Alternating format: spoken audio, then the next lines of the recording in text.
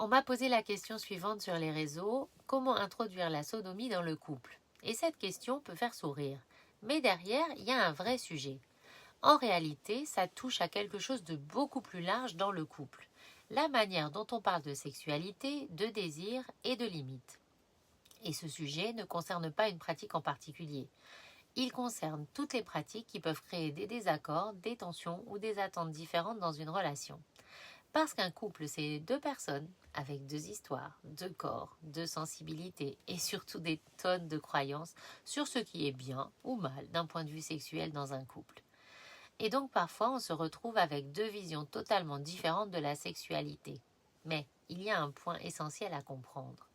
On n'introduit pas une pratique dans un couple comme une nouveauté ou une idée à tester. On ne l'impose pas. On ne la suggère pas jusqu'à ce qu'elle passe. On vérifie si elle a sa place. Et ça n'est malheureusement pas encore assez compris et conscientisé par beaucoup de gens.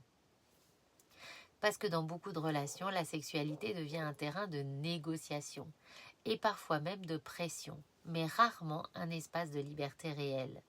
On propose, on insiste, on suggère subtilement, mais derrière ça, il y a souvent la même chose, vouloir obtenir quelque chose de l'autre.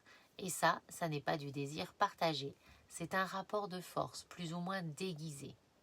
Une sexualité saine ne fonctionne pas comme ça. Elle ne repose ni sur la persuasion, ni sur la performance, ni sur l'idée qu'un couple doit évoluer dans telle ou telle direction ou faire telle ou telle pratique pour être heureux ou avoir une sexualité épanouie. Elle repose sur quelque chose de beaucoup plus exigeant, le consentement réel. Pas un oui pour faire plaisir, pas un oui pour éviter un conflit, pas un oui par peur de perdre l'autre, un vrai oui. Et ça implique aussi d'être capable d'entendre un non, sans chercher à le contourner, parce que c'est souvent là que tout se joue, quand le désir de l'un ne rencontre pas celui de l'autre. Et à cet endroit-là, il n'y a que deux options, respecter ou forcer subtilement. Et oui, forcer ne veut pas toujours dire imposer frontalement, ça peut être insister, convaincre, répéter, négocier, faire du chantage jusqu'à obtenir un accord. Mais un accord obtenu sous pression, c'est pas un consentement. Et là, qu'on parle d'homme ou de femme, c'est exactement le même mécanisme. Dans beaucoup de couples, les tensions ne viennent pas des pratiques en elles-mêmes, mais de la difficulté à accueillir la différence, dire non sans culpabilité, entendre non sans se sentir rejeté. Parce qu'une sexualité saine ne repose pas sur le fait de tout partager, elle repose sur la liberté réelle des deux personnes dans le lien. Et la vraie maturité émotionnelle dans un couple, ça n'est pas d'oser proposer plus, c'est d'être capable de respecter une limite, même quand elle ne nous arrange pas, et surtout dans ce cas-là.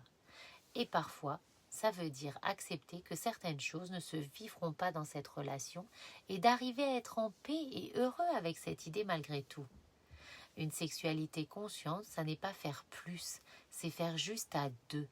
Et faire juste, c'est sortir du rapport de force pour revenir dans un espace de respect, de responsabilité et de liberté réelle. Parce qu'au fond, ça n'est pas la pratique qui pose problème, c'est la manière dont on traite l'autre pour y accéder.